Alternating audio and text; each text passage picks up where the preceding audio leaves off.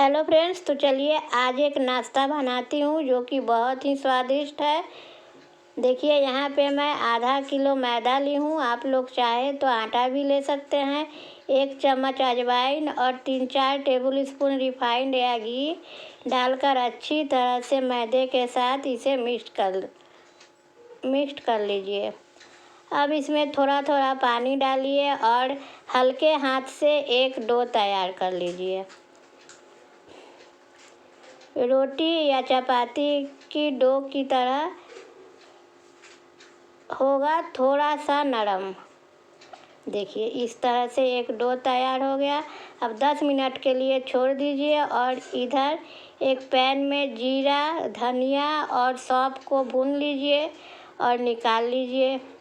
थोड़ी सी नमक डालकर दरदरा पीस लीजिए। अब एक पैन में 2 चम्मच सरसों तेल, 1 चम्मच जीरा डालिए और जो मसाला हम दरदरा पीसे थे वो डाल दीजिए। अब 5 प्याज को मैं यहाँ पे चॉप्ड कर ली थी, उसे डाल दीजिए और थोड़ी सी कश्मीरी लाल मिर्च। अच्छे तरह से भूनिए और स्वाद अनुसार इसमें नमक डालिए।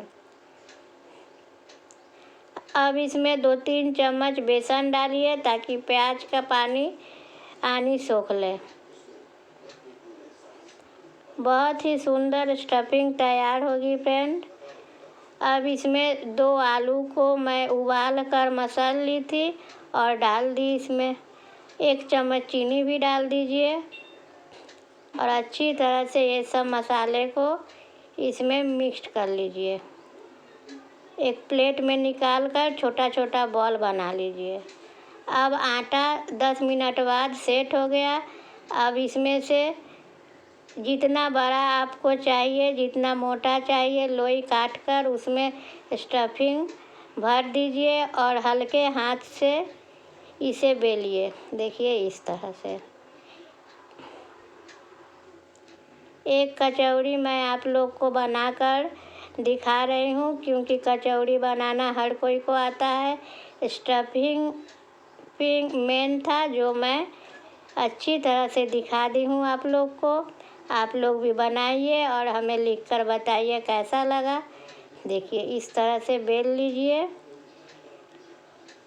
और अगर मेरी रेसिपी अच्छी लगती है तो अपने फ्रेंड लोग के साथ शेयर कीजिए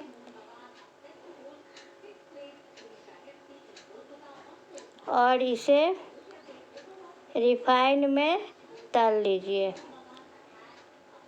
और मैं सर्व कर दी चटनी के साथ। आप लोग भी कीजिए। तब तक के लिए टाटा।